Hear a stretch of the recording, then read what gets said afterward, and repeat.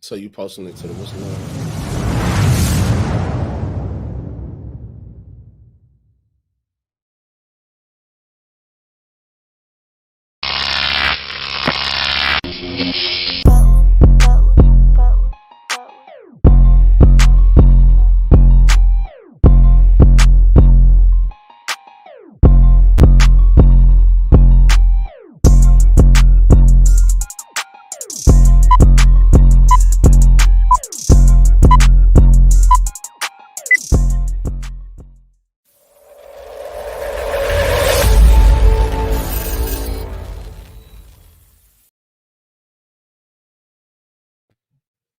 Got 3 people watching already. Yo. What's up, everybody? This is the first episode of First Class Podcast, man. I'm your host, Lil Lesser Beard Wonder.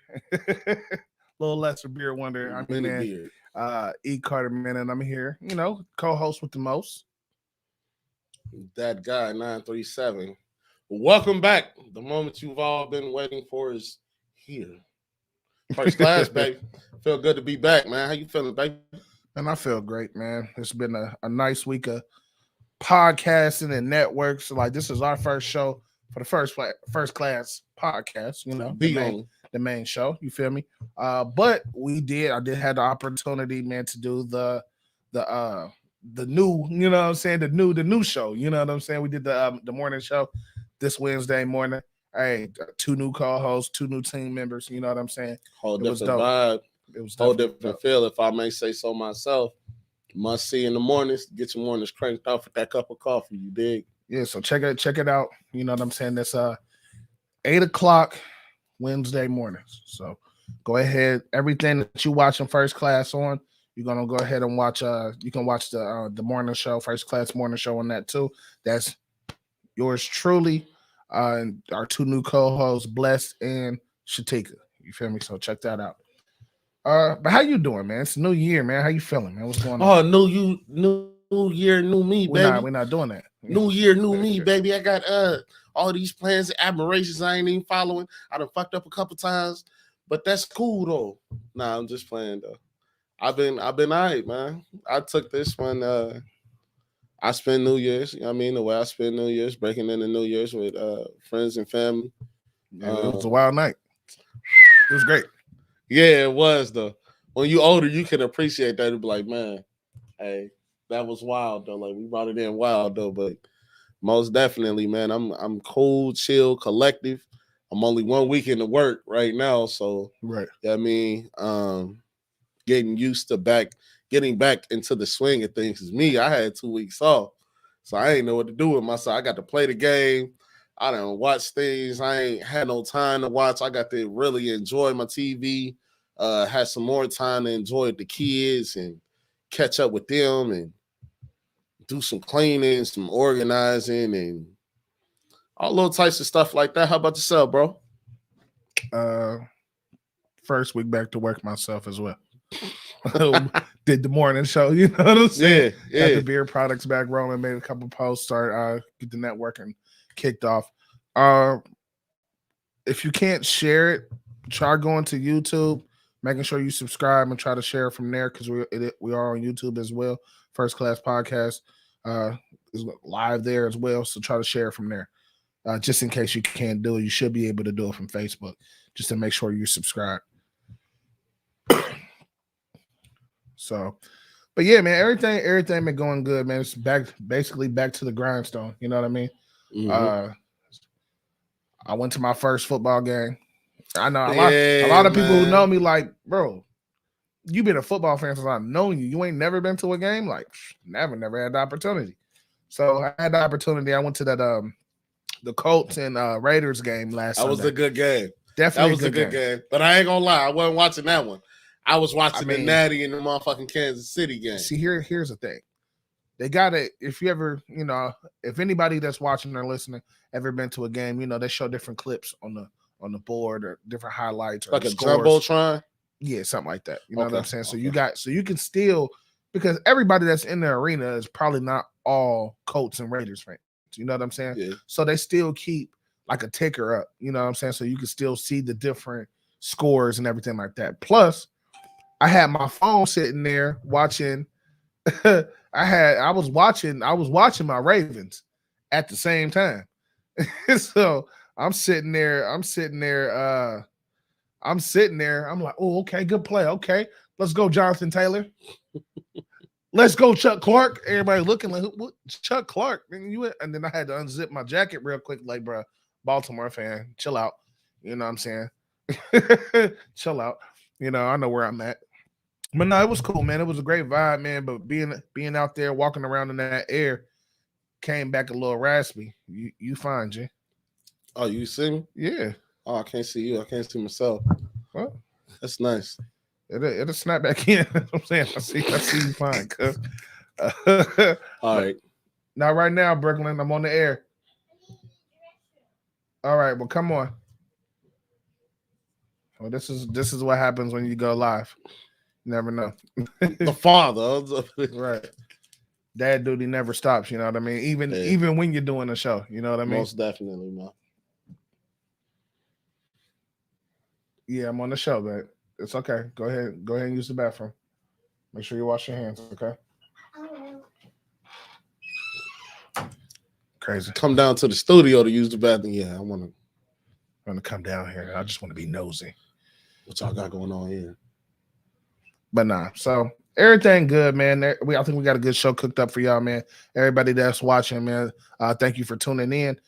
Make sure you go and comment, man. Leave your comments, your suggestions.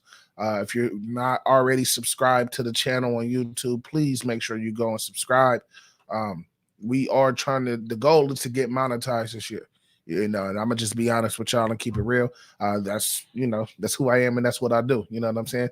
As far as I'm concerned, y'all first class co-hosts as well, because y'all share and I drop y'all stuff on air, and all the comments and stuff that y'all, all the feedback that y'all give, and I appreciate it. So the goal is to get monetized, man, and it's certain criteria that we have to make, and subscriptions is one of those main criteria. So subscriptions, views, it's a big thing for us. So share it, man, and let's blow up that subscription button, man, for real.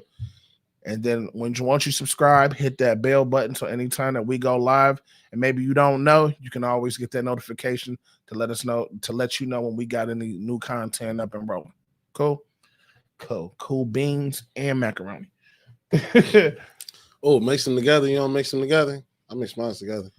It just depends on the mac. It just depends on who cooks it. Nah, it just depends on where I'm at that day. Sometimes I do, sometimes I don't. I don't know. Maybe I ain't gonna lie, bro. Taste them separately. If I'm on cloud nine, yeah. If you know, then you know. If I'm on cloud nine, then yeah, it's getting devoured how I go down. Plate me up here like. Yeah. Ooh, you know what? I'm gonna mix this. Put that on top of that. Yeah. Ooh, give me a slice of bread. Yeah, it's a biscuit. Let me get the biscuit. I'm gonna make a sandwich out there. Son, some of that, yeah. But nah, everything cool, man. Everything rolling. I just always say that, cool beans and macaroni. But if you're new to the show, we always start off with some type of a quote or words of inspiration. If you did watch the morning show, we spiced it up a little bit different for that. It's a social media quote of the day on that. But, we keep it straight bumpy over here with this one. And this quote, man, it pertains to what we're going to get into on this week's episode, which is change is hard at first, messy in the middle, and gorgeous at the end. I'm going to say it one more time. Change is hard at first, messy in the middle, and gorgeous at the end. And that was from Robin Sharma. And that's who came up with that quote. That's a nice one. I like that one. I like it. And the reason why, like I said, it pertains to some of the things that we're going to be talking about today. And it also pertains to what's going on this year. Like you pointed out in the beginning, new year, new me. You feel me? And the thing is, a lot of people say that, man. I've seen it a lot less now because most of us, we in our 30s, 30 plus, been probably saying this since we was 21. You know what I'm saying? Like, man, look, I'm still the same me. If I grow, I grow. I'm about to stop saying that every year. You know what I mean? But when it comes to a new year, everybody try to apply change in their life. Mm-hmm. And the thing is, a lot of people, either you're wary about it, or sometimes that change don't last, or you don't see the back end of it because change is hard at first. The immediate results for real. Yeah, we definitely gonna get into that one. Okay. But you know what I'm saying? It's like change is gonna be hard at first because it's something that you're not used to. But then once you get to the middle, all right, you might get a little sloppy. You know what I'm saying? Might get a little messy. Like, okay, a little off course. Yeah, like boom, you've been doing it. Let's just say, for example, you've been doing it hard for a month. Let's just say working out just for a perfect, or eating right. Let's just say eating right for a perfect example. You start off good, like boom, I'm gonna eat salads, I'm eating grilled chicken, I'm eating more fruits, more vegetables. Acids. You know what I'm saying? I'm taking my vitamins and all that good shit. And then somewhere in the middle, after that month, let's say that second month, first week, you want it. That second week, you might have a 2-3 day slide where it's greasy food, cheese steaks, fried chicken. Look at that pork chop. You know what I'm saying? And it's like you're going back and forth, back and forth, back and forth. Yeah. You might have it might be your birthday coming up. You go out, you splurge on some extra stuff. You know what I mean? But then once you get to the end of it, let's say 6 months later, you done got back on the path. You still eating right, and now you're starting to see those results that you want to see. Now it's not a problem anymore. Now you have found that, like we always say on the show, that balance. Like, all right, cool, yeah, I can have me a cheesesteak. I can have me a burger. I can slide with this little rally burger for real quick, and then but my diet, I'm not gonna switch up. I'm not gonna backslide back to where I was. You know what I'm saying? So, like I said, everybody. Change is hard at first, it's messy in the middle, and it's gorgeous at the end. And that's from Robin Sharma. And that's Sharma. So Charmaine. Charmaine. I was just playing with you, bro. I'm pulling your leg. How are you doing? You okay? All right. Good job, man. Make sure you close that door upstairs, okay? Thank you.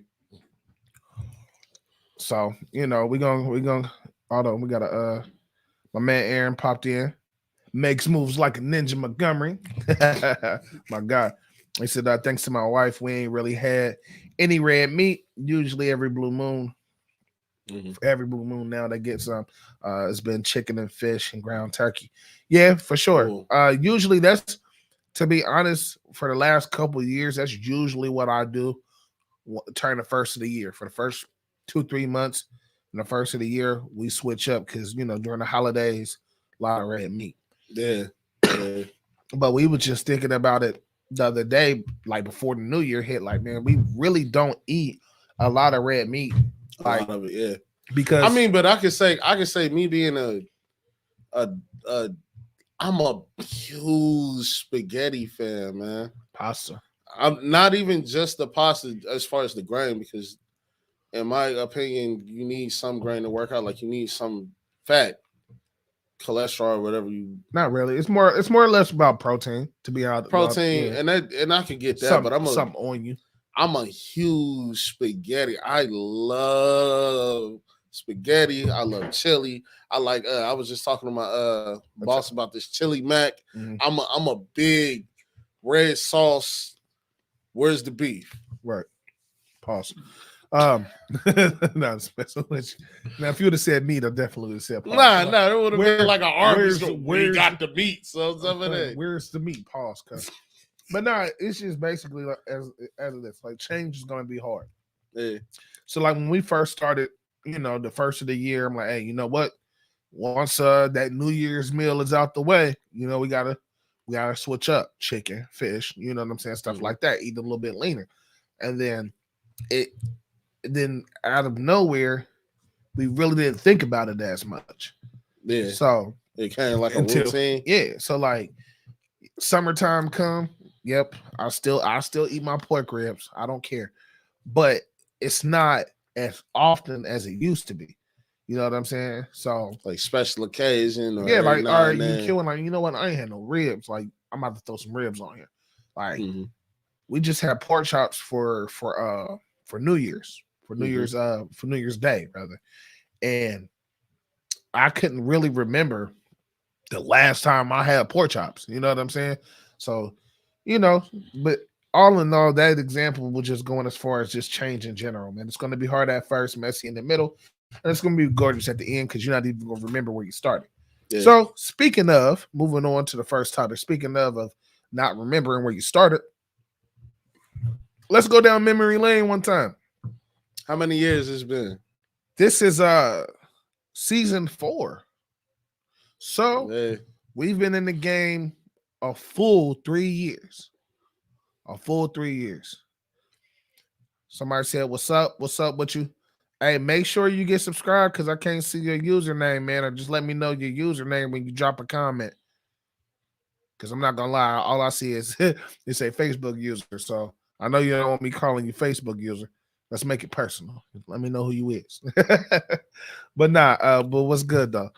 But we've been doing it for 3 years, bro. Yeah, like 3 years in the game. A lot of came a long way. Oh, my man JD, what's happening? What's going on? What up, JD? Now, my man JD, he is also the guy that got us together on our intro. My man. Yeah. So anybody looking for stuff like that, man, graphic arts and things like that, make sure if he drop his tag on the comments, you know what I'm saying, make sure y'all hit him up, man. He's definitely good at what he do. Graphic visual art stuff for real. T Johnson. Yep. I can see your name. We loaded. You watching this on YouTube. Bro. We rolling. But you know what I'm saying? Like I said, we've been doing this for 3 years, bro. And you know, sometimes, like I said, like once you get to the end of something, I've been doing something so long, it's kind of hard to remember where you was when you started. Yeah. And that's not the case for me. Like, honestly, bro, like it keeps me humble on one end. You know what I'm saying? Because I never go into this and talk about this like I'm at the top of the mountain. Like, you know what I'm saying? Like just yesterday morning when I got up and, you know, got my, I'm not really a coffee drinker. So when I got my little tea, you know what I mean? Got my tea and stuff. I came down here, chilled out, started doing some networking, started doing some research because it's always an improvement. But since we're going down memory lane, do you remember that very first show we did? If I'm not mistaken, we did it in the living room. We did it in the living room when you started off in Northwood. It was a dining room. Dining room. Yeah. The dining room. Yeah. At Northwood, right? Mm-hmm. Yeah. Yeah. No. It was Sandhurst. Sandhurst. Down the street from Northwood. My fault, man. But yeah. I do remember. Because I remember we had Dre on there too. We had ADR on there. He wanted to be a guest. No, he wanted to be a guest. Yeah, he was our first guest. Yeah, and then he ended up staying around for a while, man. Yeah, I remember being like, as soon as you said, all right, 3, 2, 1. He used to do that though. That's his countdown was like 3, 2, 1, boop, and then you on, and then you be looking like. Yeah. Like, you know what I mean? It was. But then my man JD go, there goes his brand and everything. Drippy Network. You feel me? Top notch. Appreciate that, brother. For real. But I most definitely remember that first show. And actually, I did want to start off by thanking all of the past hosts and hostess that have came and gone. Shouts out to Chrissy, Jazzy, ADR. We love y'all. We can't wait to have all y'all back on one of these shows, man. If not pushing for this year, then most definitely for that 5th year. Let's go. We don't have enough mics for all the people that's been a part of this month. Oh, yeah. So it's gonna have to be an event somewhere down the line where, like, look, man, just as you come by, have everybody sectioned off with time. Okay. Yeah. Maybe when we hit I don't know. You want to say 10? No, I was about to say 100 shows, but that might be this year. Then I was gonna say 1,000 downloads on Anchor, but that might be like next month. We getting up there. The thing is, I know all the numbers, and I haven't. You know, them first couple of years, I used to say the numbers a lot. Yeah. Like, hey, this week, y'all, we here on this. Now I kind of just keep them low until we hit some milestones. You know what I'm saying? So once we hit them first couple milestones, like the last milestone I think I actually talked about was our 50th show. Yeah. and it was titled "This Is 50." And this is 50. That's available on Anchor, Spotify. You can go back, check the library out. You can go back and listen to that. You can still go back and listen to the very first show. Excuse me. What I think about the very first show is the fact of, like you said, the countdown. I think we ended up doing 3 takes before we even really got going. Yeah, we did, because we were doing decent, and you're like, nah, hold up. Because the way it started like, all right, I did 5, 4, 3, 2, 1, did the countdown, boom. I'm like, all right, we live, we going. So I don't even know how I used to start off the show then, but I'm like, yeah, we own and everybody had crickets. Like, I'm like, yeah, we on the air, and I'm looking at James. He's like, I want my co-host.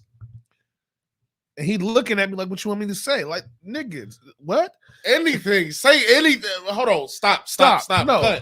Cut. It's 40 Dude, seconds. Say something. 40 seconds of dead air in the beginning of the show. Like, what? It's like you in the back about to perform, and you sitting there like,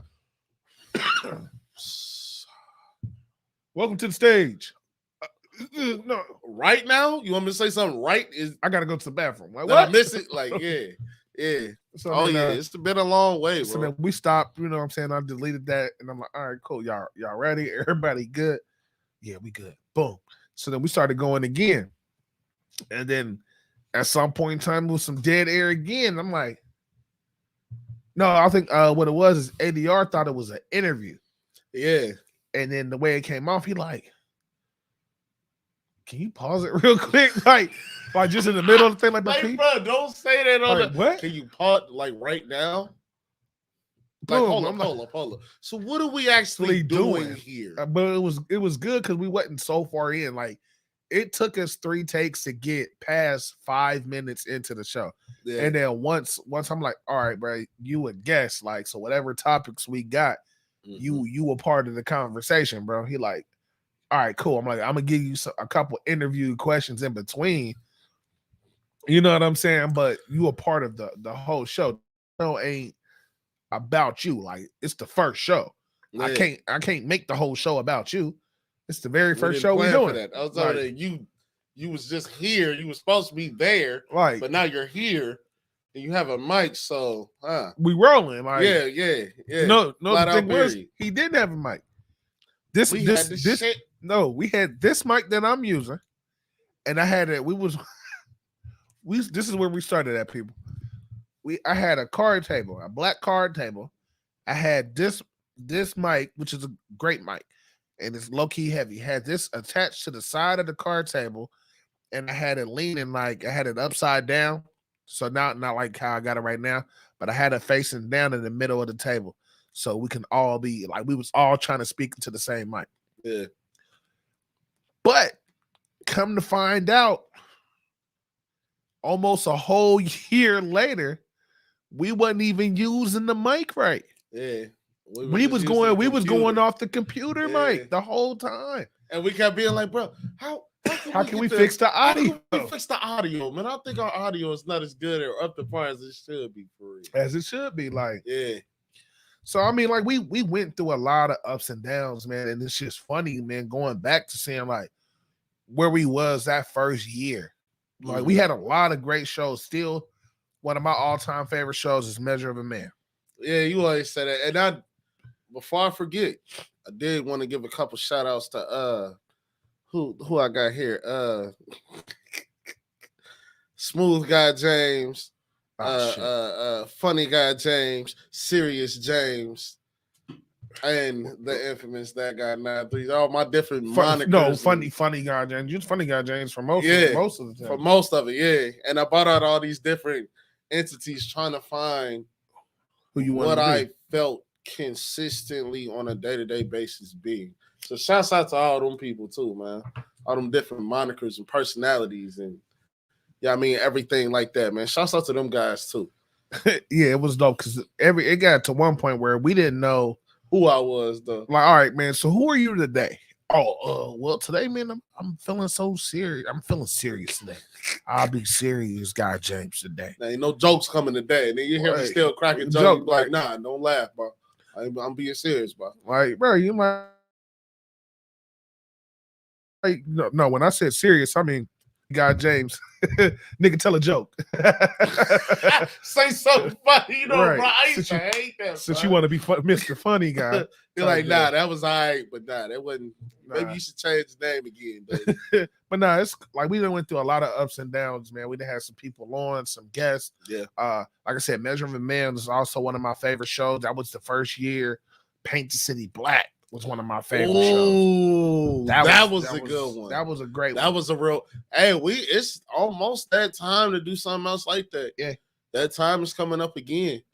And that's one of them that throughout our times of coming back on what shows we liked and what shows we didn't like, that was one I really did forget about. That was a really good one though. And as far as when you check back on the numbers, when you check the numbers, we had a couple other ones, but our two biggest ones was those two. I think between Measure of a Man and Paint the City Black, I think they both went like maybe between 30 and 40 plays. Yeah. And then our first one, what's going on? How you doing? In between and then our first show did I think like 50. Really? Yeah. Somewhere around the 45. If that was a good, because I also did want to bring up, of course, and I always bring this shit up. The music show, that was a big one. I always say that. It was big, but it wasn't as big as it could have been. Yeah. But I liked it because it was entertaining. Yeah. It was something so far different. We bringing it back this year. Then so send your music in and send it in early. So if you got music out there, or let's say we always do it around between June or July. We might even do something like even a karaoke, like if you can sing or something like that. Send us a little snippet. I don't know. Only way we gonna do something like that is if we hosting a live event. Oh, we gonna get there. We gonna get there. Yeah, we got all year to think about it. Yeah, it don't have to be around the same time every year. Hey, it don't. But I just like get your music together. Get your beats, get your Black and Mouse, and get your freestyles ready, man. I got a pack. What do you say? I got a pack of blacks and a beat CD. Get your freestyles ready, man. But yeah, that was one of the main shows too, man. Like it was cool. Like I said, it was able. The whole idea behind the music show was to broadcast some of these local individuals. Artists, you know what I'm saying? Like, hey, man, you have a talent, man. You do music. I want to be able to support you, to support you and use my platform. Help me help you. See, but here's the thing, though. This might be taking a weird turn as far as memory lane, maybe, depending on how people take it. But it's the truth. When we first started, the first 3 shows did numbers, right? Because it was new. Mm-hmm. Once we got going, it dropped down to 5, 2, 3 listens. Like, oh, bro, okay, y'all still doing it. So what? You thought I just did it like 1, 2 times? But I'm not gonna lie. Those first couple shows, they were long. Mm-hmm. They were long, like old school song long.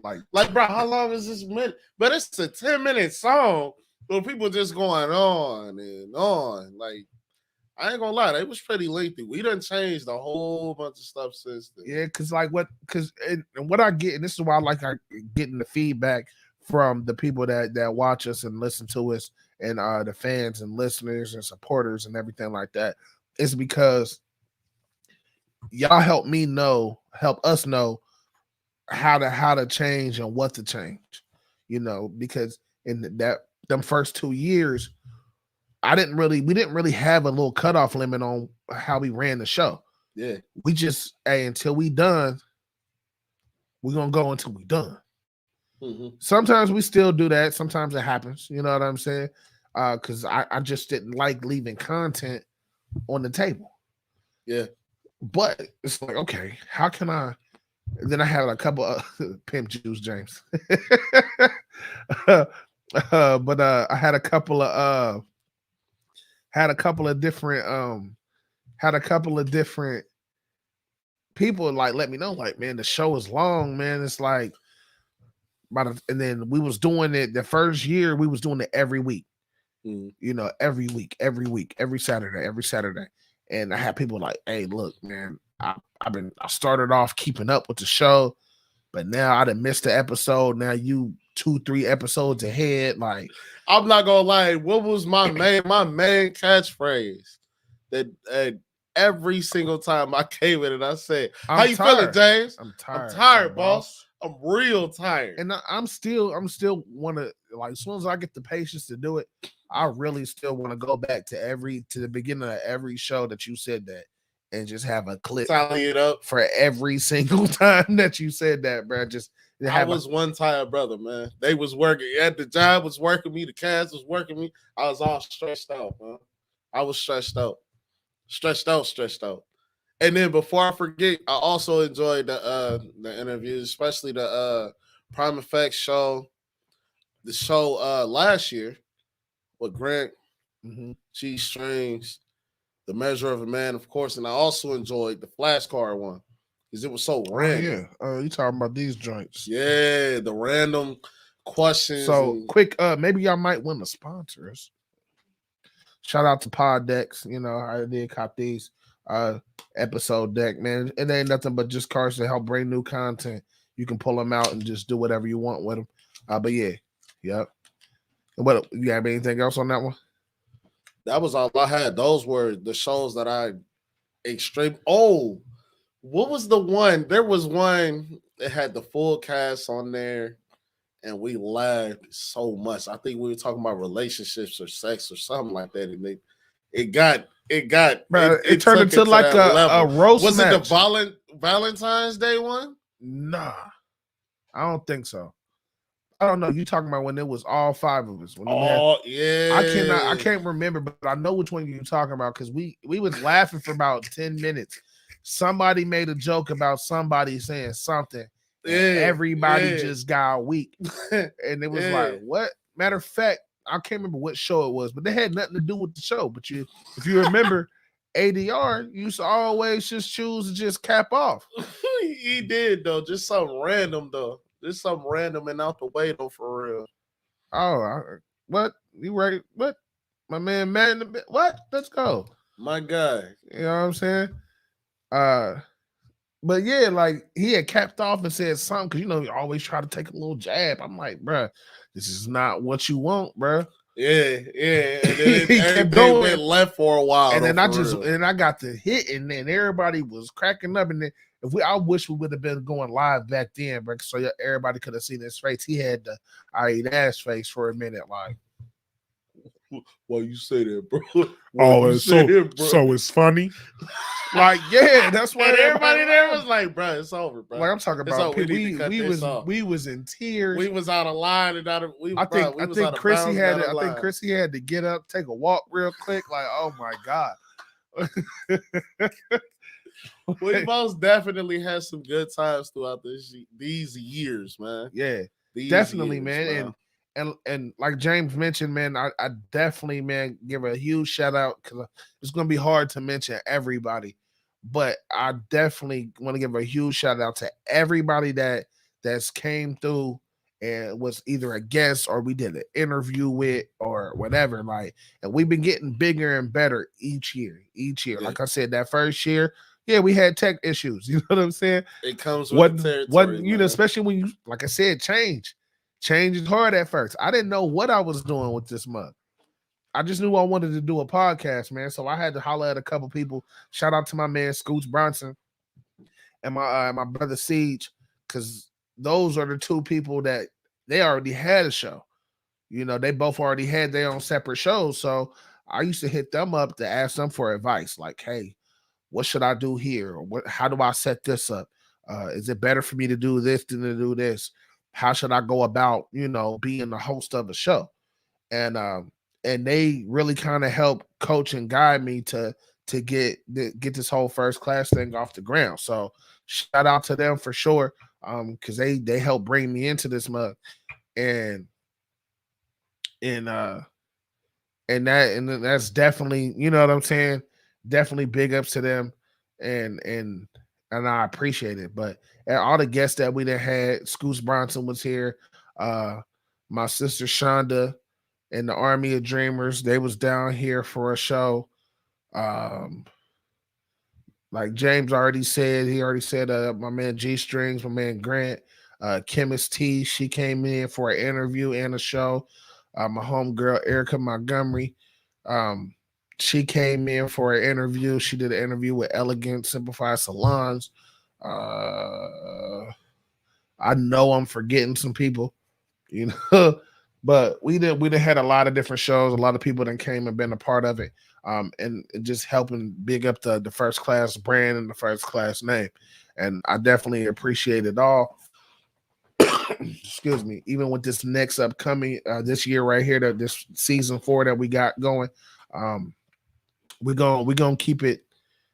We're gonna keep it the same, and we're gonna keep it growing. So it's a couple of people that I already have kind of lined up. We just haven't actually figured out a date on either they're gonna come in for either interview or be a guest, or if not both. You know what I mean? I'm not gonna say any names yet until we get the everything kind of sealed in to where I know when they coming. But yeah, so we're gonna start that, man. We're gonna keep that going. We got First Class interviews. It started off with one show. We started off with just, hey, we doing this one show, man. We're gonna keep it grinding. I look at it like my man Nas said, all it takes is one mic. For real. Facts. One mic, one chance. Like he just spazzed on that one, but that's all it takes for real. Most definitely, man. And now look at us. We got First Class interviews. Now we got the First Class morning show. And of course, we're gonna keep everything rolling with just the main show, First Class Podcast, and we're gonna keep it rocking, man. And hopefully, somewhere down the road, we might add in something new. As far as the brand, we're still working on the outside on the outside end. We're still working on the network, trying to get an actual network going to where all these different shows, not even just from First Class, but any and everybody else that's doing podcasts or any type of virtual media, you know, can come and be a part of it. What's good. Make sure you leave your name depending on how you getting tagged in, because all I see is Facebook user. How much y'all paying for guests to come on? Nothing. You a guest. Like, do you pay somebody to come to your house to kick it? I don't know who asked that because it's a Facebook user, but I'm not paying you to be no guest. I'm sorry. Like 25 grand. 25 grand, man. Nah, you gonna take that in IOUs, I'm gonna give you a pound, a solid pound. Thanks for supporting. I appreciate it, bro. I feel it. Now, when we make it to the top, like, where you got to think. Here's the crazy thing is, people think that we the Joe Rogans and the TIs, the $1 million worth of game, the Chad Ochocinco and them. Nah, them guys already got bread. And then so for you to be featured on here, most definitely, like, you gotta already have your thing rolling. So you gotta have something to bring to the table to come on the show. Like, you're not giving you gotta have a business and something to bring to the table. Definitely not. No COVID over here, G. But yeah, man, we can keep on pushing. What to say? Where we at, man? But yeah, man, it's that we definitely had and you are correct, man. You gotta have something going. You know what I'm saying? A lot of times people just want to come through like, hey man, put me on the show. Let me say something. But then as soon as we say action, though, they hold up. I wasn't ready. Hold on. We live? Hey, you know what? Hey, we live? Let me just sit back and I'm gonna sit back and watch y'all do y'all thing. I'm gonna say something when I'm ready. I ain't ready right now. Right. So right. I'm always open to having guests and having people on the show, but this just ain't one of them things that you can just come out here and just say what you want to say just because you got something to say. Honestly. But we're gonna if you want to do that, man, just leave a comment, man, and we rolling. Yeah. We can get back to it. Man, bro, tag your name, bro, because whoever they're rolling like, nah, I can't have that. Like, you can't have what? COVID? I ain't got COVID. My man Aaron came in. He said, man, they tried it. Dead though. I'll pull up. Oh man, we stay lit. S Dot, what's happening, S Dot? Hey, you can pull down anytime, S Dot. What you talking about? Yeah, I did an interview with you too. Yeah. You know what I mean? So yeah. But as far as Fear of success, man. Moving on, man. Moving on. Fear of success. Like I said, I brought this up, man, and most of this show was about, change, new year, starting over, switching things up. You know what I mean? So, fear of success, man, and a lot of people won't say it out loud. A lot of people don't say, "Oh, I'm scared to succeed." Nobody's really gonna say that out their mouth. Yeah, you know what I'm saying. That's usually something that isn't internal. You know what I'm saying? Like, oh man, because even I even speak for myself as an example. Hold on, real quick before I go. Y'all gonna need to run a night show. hey, hold on. I gotta post this one.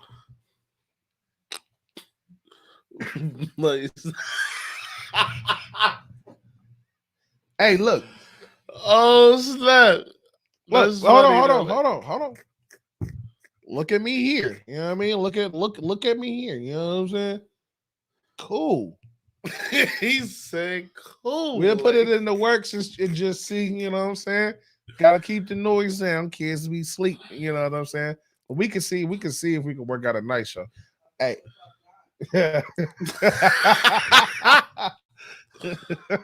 hey, you know what? That guy James, that guy 937. You know what? Hey, listen. The title of this show is what? Anything is possible. Let's get it. You know what I'm saying? Words from my man KG. Anything is possible. No, just y'all silly, man. But as far as we can try to bring you in too, Aaron, this year, man. For real. Yep, for sure. But as far as like I was saying, man, fear of success, man, it's a lot of internal stuff that a lot of people don't bring out. And just for example, I'll talk about myself first. Excuse me, jeez. When I first started this, I was nervous.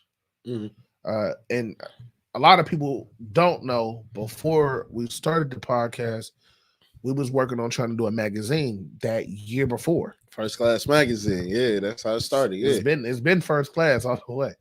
But so it's like, and I was nervous about that. I was talking about the magazine for 7 years prior to when I actually tried to do it. Yeah. So that really didn't fall. And then this whole podcasting scene, and one of my homies hit me up like, bro, you got to get the gab. Like, why don't you just do a podcast instead of trying to write? Like, they're like, I don't know how good of a writer you are. I'm like, man, I used to write all the time. You know what I'm saying? So I'm like, I feel like I'm a pretty good writer. Now, am I gonna need an editor? Yeah. But can I write? Yeah, for sure. And they're like, all right, well, this whole podcasting scene coming up. Like, I think it's gonna be big later if you want to hop on this train now. I'm like, well, what's the whole? Because I was new to it. What's the gist of it? Yeah. How does it work? Yeah. What do you do? He said basically, he was like, man, the articles that you want to write and put in your magazine. I'm like, yeah. Instead of writing them down, now you can just talk about them. Like, I'm like, word? I'm like, yeah. So we got to talking about it. The more I talked about it, did my own research and stuff, looked at a couple different stuff. I'm like, this don't really sound like too bad of an idea. Yeah. I can push out the same type of content that I want to do, but then on one end it's less work, because doing a podcast is definitely nothing like trying to come out with a magazine. Publish a magazine. Doing magazines now because everything's online. But the magazine was going to be an online magazine. Yeah. You know what I mean? So it was still way different. Yeah. Most definitely. But the thing is that I was nervous. Man. I was nervous about the magazine. I was nervous about the podcast because on my end, it's like, man, what if it sucked? What if I fail? What if I put all this energy, money, effort, time, and then it don't work? Like, what's my next move? I didn't put all this time and thought process into it, and then it don't hit. Like, so that fear, like I said, it was fear of success, man. Like, a lot of people, I think, read it wrong. Like they're scared to be great. Like, no, it's about that little glimpse of what if I fail. No, I kind of look at it. a little bit differently for like I feel like when it comes to success, a lot of people fear different things for real. Just the absolute fear of change is one of them. I feel like people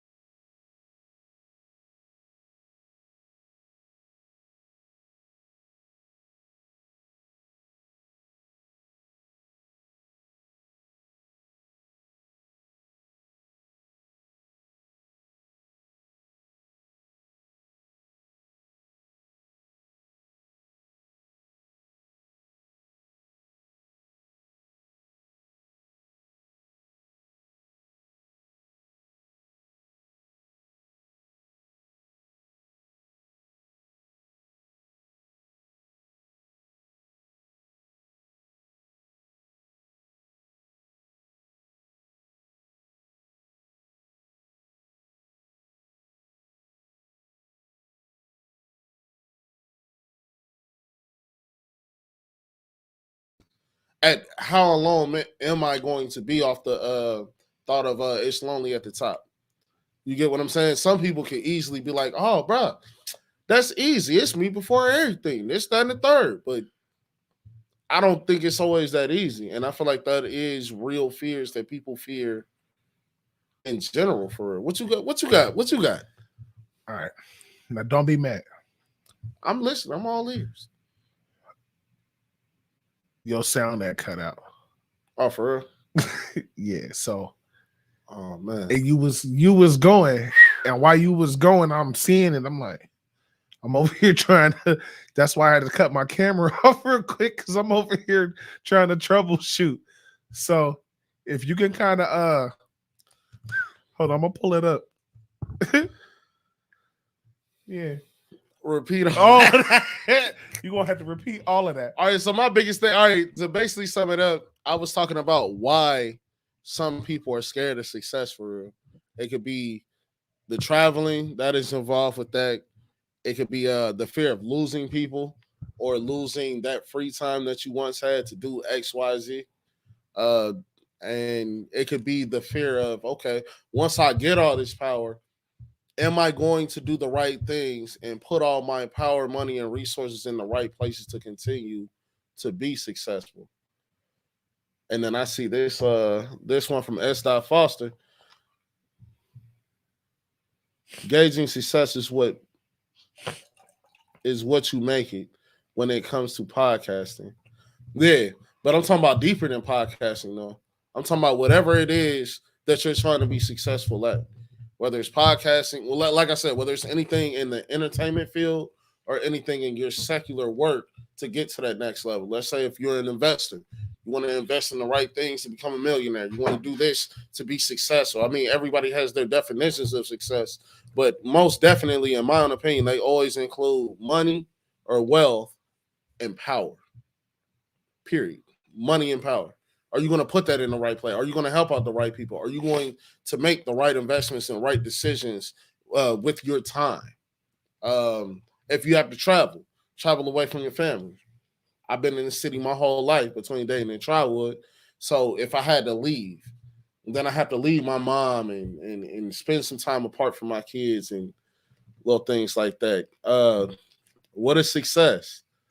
Well, like I said, money, power, and wealth. But I also think success is. I think success I think it was asking this money, to you. Money. No, I'm gonna say wealth, power, and control. Wealth, power, and control. Well, for me, success. Success for me is basically just looking at it's not really even money and power. Is money a part of it? Yes. But success is basically knowing that what I'm doing is getting out there for what I'm doing it for. So, like, case in point, we're doing the podcast, right? Correct. How many listens do we have? You know what I'm saying? Mm-hmm. How many listens do we have? How many downloads do we have? How many comments do we get? How many shares do we get? How many subscribers? Like, for me, that's a part of the success. Now, the money on the money side, that's also a part of the success for me, because at the end of the day, I'm not doing this shit as a hobby. Yeah. You know what I'm saying? It might have started out that way. It might even seem that way. But no, I want to. we went from a card table to a wooden table. Saying, that's why I say you a just goofball. Let me finish. All right. We went from a card table to a wooden table. We went from one mic to 3 mics. Mm-hmm. You know what I'm saying? We went from a small board to a big board to, you know what I'm saying? Yeah. We went from bad lighting to okay lighting. We went from two hosts to 3 to 5, back to 2, back to 3. We went from not having any guests to having some guests. So to me, success is all about improvement. So it's like between the improvement and seeing and being able to track that improvement and actually meeting and hitting your goals of where you want to go. We got a couple comments I'm gonna drop in here. All right. This is off what you said. Money, wealth is the same thing. So is power. That's wealth all and power is different. Money and wealth is the same thing, though. Yeah, money and wealth. No, not really. We got a couple of power ups. Boom. Steady. I would much rather say wealth more than money, because they are completely different. You can have money and not have wealth. Right. I'd rather say wealth, power, wealth and power, wealth, power, and control. There we go. So, you got this. This was the last comment. Anything you start and finish, I call that success. Yes, improvement. And that's basically where I'm getting at, as far as, like, I'm not going to say everybody, but a lot of folks understand failure. You know what I'm saying? Maybe not understand it, but know the feeling. They know the feeling. So that's what I'm saying. Having an understanding of failure. Failure is a part of success. You have to fail in order to succeed. But the thing is, even for me, I've learned that I learned that at a young age. Yeah, I preach it. I used to preach it at a young age. Like, listen, like, even we could take it as simple as me playing the game with a nephew, a niece, a daughter. Like, hey, I'm gonna play this game. I don't let nobody win nothing. Like, you just gonna keep beating your daughter's butt in Mortal Kombat? Yes, every time. I'm gonna say that real quick, because the thing is that when I was growing up playing Madden 92, shout out to John Madden, R.I.P. Yeah. Madden 92, with my dad and my godfather, they running house. They on the Sega running through. I'm like, but the blocky fingers though. I'm like, can I get on? They're like, yeah, huh? Boom, hand me the stick, showing me how to play. Like, they used to hit me with I'm like, man, they cheating, man. You got this team. All right, let's switch controllers. Still with me. Didn't let me win nothing. And I'm like, why don't y'all never let me win? And they both told me on separate different occasions, why would I let you win? You have to earn your right to win. I can't let you in. Because if I let you in, you're going to expect somebody else to let you in. No, you're going to have to up your game, get better, and then come back to the table. And it's funny. And then once I got my seat at the table, that's a reference to a movie. If you know, you know. As Doc Foster, you probably know. You know what I'm saying? I say the movie. It's called The Program. It's a football movie. If you've never seen it, watch it. It's a 90s movie. It's great. Having a seat at the table. But once I got my seat at the table, I never looked back. But it was funny because I actually, when you gave that illustration, I thought of Jordan. And if you know Jordan, pretty much any 30-year-old male that likes basketball. What's good, Peanut, man? What's happening with you, bro? What's happening, bro? Everybody that knows Jordan knows in high school he didn't make, what was it, the freshman team? I think it was freshman team. When he tried out, he didn't make it. I think it was a varsity team. He didn't make one of it. I don't think it was varsity. It was just a high school team. That's all. It's a high school team that he didn't make. He didn't make it for like 1 year. Had to go to the lab. Had to go to the lab, work on himself, came back, and is one of the greatest basketball players of all time. I'm pretty sure it was freshman. I think it was freshman. I think it was freshman. But that's understanding failures that you didn't perform or do as good as you thought you did. Yeah, freshman year. Cool. I thought I was right until you said varsity. I'm like, nah, he wouldn't have went to college. Varsity year, bro. No, but no, not this varsity not year. Necessarily. I thought he tried his freshman year. Like, see, freshmen tried out, play. he didn't make the team. But I also think of Tom Brady. Tom Brady was passed up on a lot too. Because Tom Brady actually butt in college. I don't care. In college, yeah, but and then look at him now. That's one of the greatest quarterbacks in all history. And I'm a Denver fan, so it takes a lot for me to say that. Coming from when he was before the Bucks with the Patriots. Listen, I'm gonna just that's hard. Whatever. I'm gonna say this one time. Right, you're deterring away from the. You deterring away from what I'm saying. I gotta say they had the perfect. Fuck Tom Brady. I can't argue with you there, but arguably one of the best quarterbacks to ever play the game. Yeah, doubt for real. Period. But they understood, or whoever their mentors were, understood failure. You can be a failure and still not understand failure.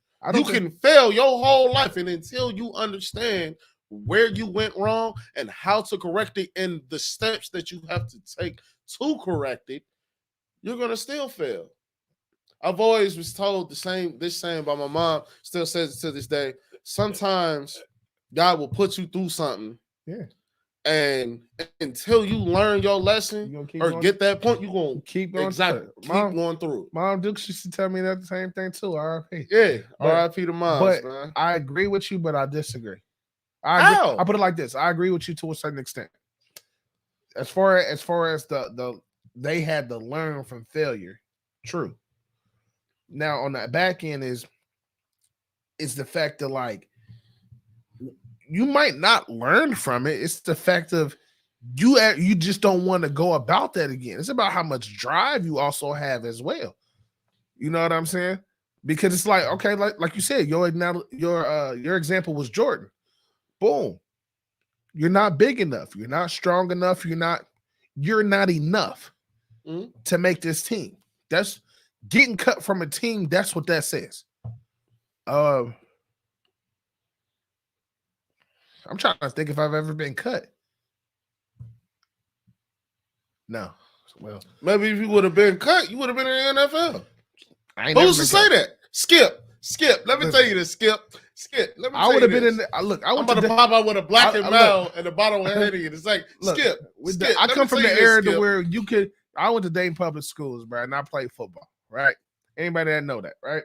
I used to literally read the varsity paper every week because they used to keep game of the week, player of the week, defensive player of the week, and I'm looking at their stats. Right next to their stats, I got mine in my hand. These cats is getting player of the week for having 4 tackles and a sack, but they went to Centerville. They went to Oakwood. I played ball for Meadowdale High School. My tally is 8 tackles, 2 sacks, a forced fumble recovery. But it's not game of the week. They not there highlighting what you doing. What inner city schools. You know what I'm saying? Yeah. So do you know how long that used to follow me as far as like just stats and the work that I put in? Put in the work because I've heard. Can I ask you a question? Yeah, go ahead. Did you have anybody in your head or with you right now that was kind of coaching you along as, let's say, per a mentor or something like that at the time? It's like, hey, don't pay attention to that, bro. You don't get it. Really? Huh. Because didn't nobody know what I paid attention to? That all of that shit was self. I looked at that shit.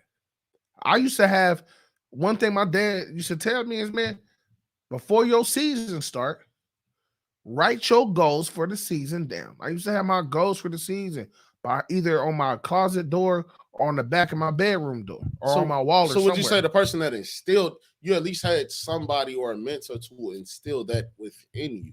You can say from a young age. No, but the question that you originally asked me and told me not to look at the stats, we're going to get to that. I had somebody saying that, no. But as far as having a mentor, yes. I didn't mean to say that, but something that a mentor between that was what I said. Don't look at the stats. I mean, between Pops and shout out to Coach B, Coach Burke. If you know him,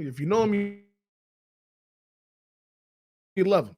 You know what I mean? Shout out to Coach B. Because between them two, my game changed.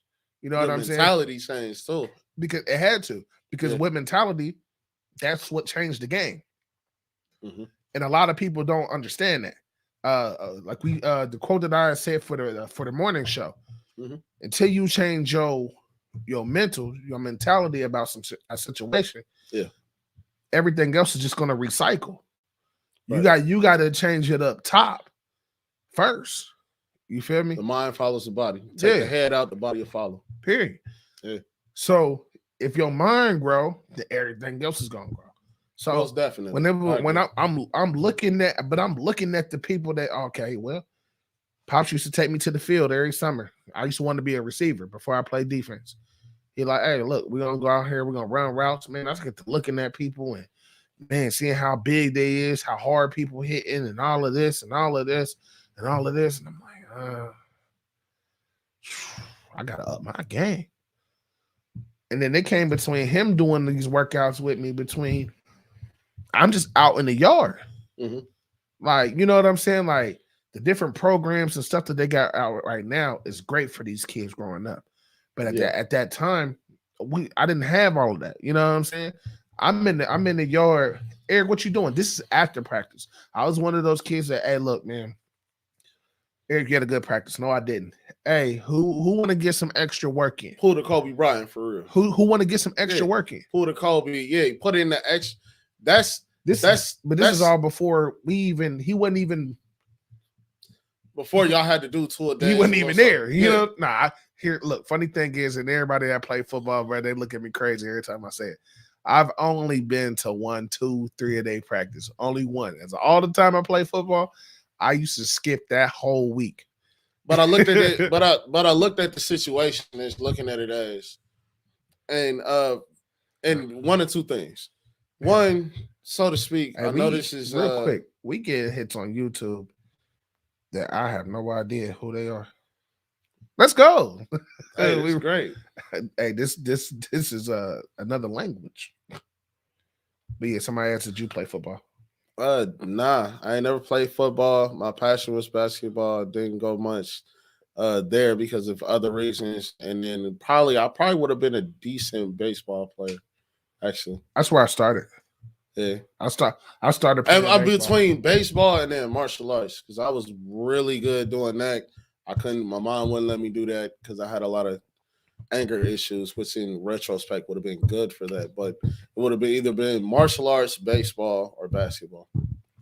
That's what it is. But go ahead and continue with what you're saying. But I'm saying for one, and I know this is very politically incorrect what I'm about to say. I'm saying it anyway.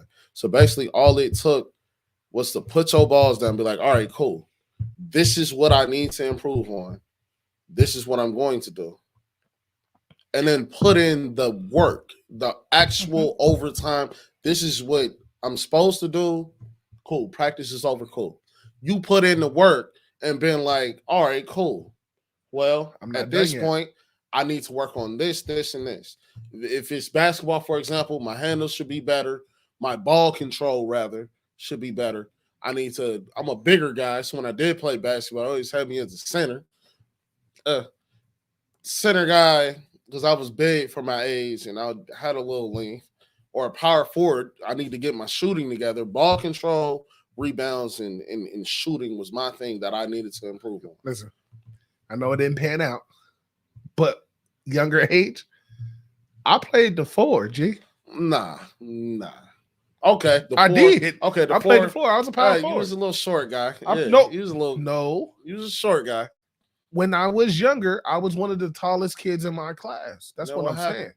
And then we're rolling on. No, I'm just playing. It stopped. That's what you mean. He said I was on a roll, and then you know what? God said no. Some of that. The thing is, funny, to this day, if I find the doctor that lied to me, bro, I'm on his ass, bro. He told me, oh yeah, man, he should top out. I'll never forget it. He was like, oh, the percentile that I was on, the track that I was on, I was supposed to top out like 6'6", like my uncles. 6'6", 6'7". I'm like, what happened?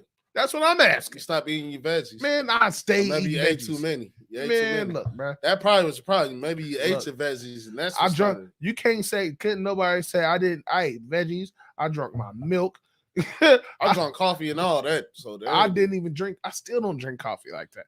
You see what I'm saying? Maybe that's the problem. No, the only thing that the caffeine. But guess what my mom said? It was my sleep. Because I never was it's time for me to go to bed. Let me go get my 8 hours. Nah. Give me 5. Child, teen, or preteen like snaps and none of that. But then once you hit 30, I love it. That's life. Excuse me. But I can't say that for real. It took you to, and when I mean by drop your balls down, because I said it again, I meant being like, okay, I suck, or I'm not as not even I'm not as proficient. Keep it real. I suck at this. I really need to work on this. I really need to tone in. Like for me, it wasn't about me saying that, oh, I suck. It was just the fact of I wanted to be the player. Check me out. I wanted to be the player that I envisioned. Yeah. You remember, because all the whole show coincide. Remember, I want to say it was the first season 1. Mm-hmm. And it was about being the man that you want to be. Yeah. So that was kind of where I was at with it.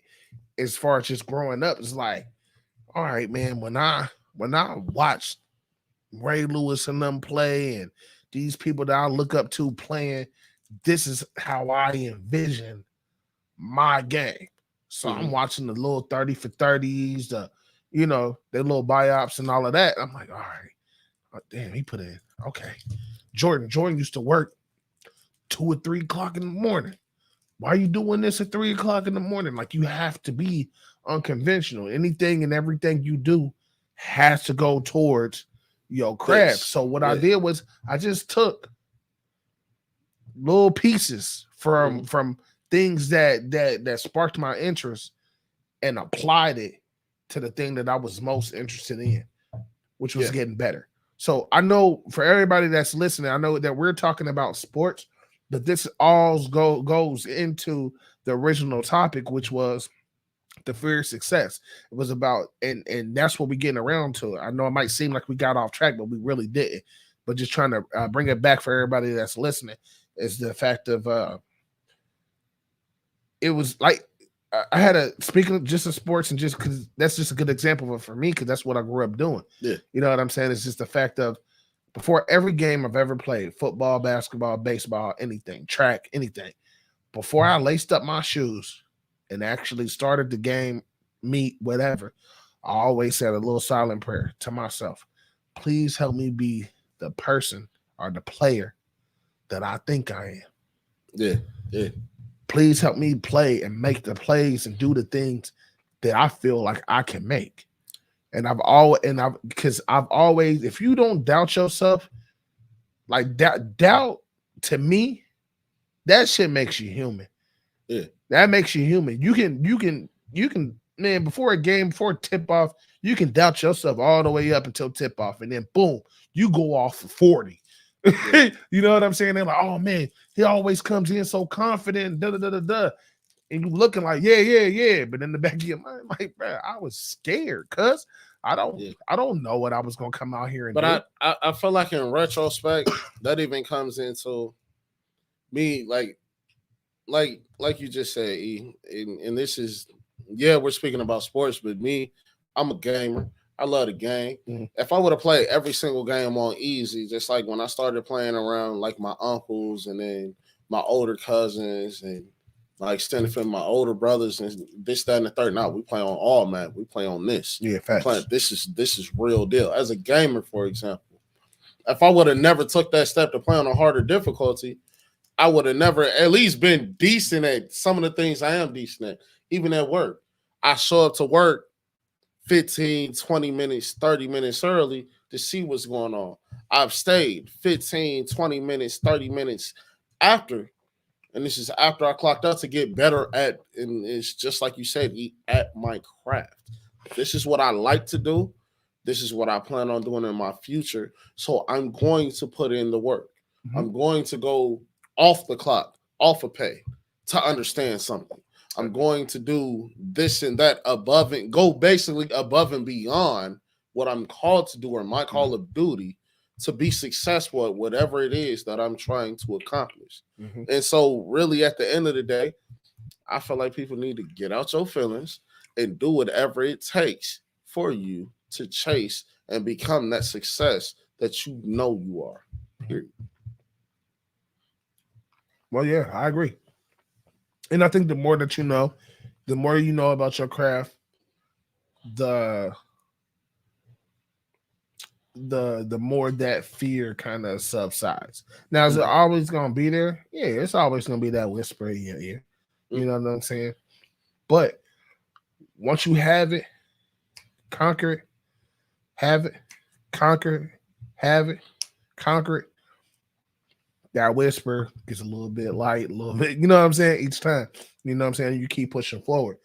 For the record, this is another show that we're gonna be over an hour. Because we already over. But this is the first show of the year, y'all. The last show, you know, we had to go crazy for last year. So then the first show, we got to do it again. But just moving on, man. Fear of success, it's gonna be there. You know, that fear of change, fear of success, all of that is to me is the same thing. It's gonna be there, it's gonna happen, it's gonna be in the back of your head.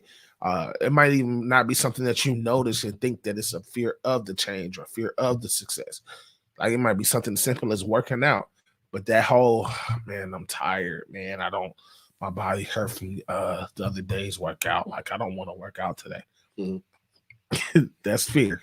You know what I'm saying? That's something telling you, no, stop. It's okay. Just stop. Leave it alone. Nah, you don't gotta be this person that you want to be. So don't feed into that, man. Keep grinding, keep pushing. And then we're gonna move on to basically, man, being in the moment of the things that you prayed for. So reason why I brought that up, and that's a topic. Like I said, this whole show is about just new year changing and memory lane as far as with us going through our fourth year podcast and just different things like that. It's the fact of you can pray for some stuff. You could have prayed for some stuff. I prayed for something 3 years ago, and then now I got to look at where we at. Are we at where I pray? You know what I'm saying? Like, you know what I'm saying? What I pray for? Like, a lot of people, we get caught up in the next move, the next move, the next move. Yeah, the next move. The hunger. Yeah. So, all right, cool. Yeah, man, that's fine. But it's something different, bro. I gotta keep pushing, which is all good. But what I hate about the situation is the fact of a lot of people get into different situations to where you might be at that moment of something that you prayed for 2 years ago, 3 years ago, 5 years ago. You could have been praying for a housing situation.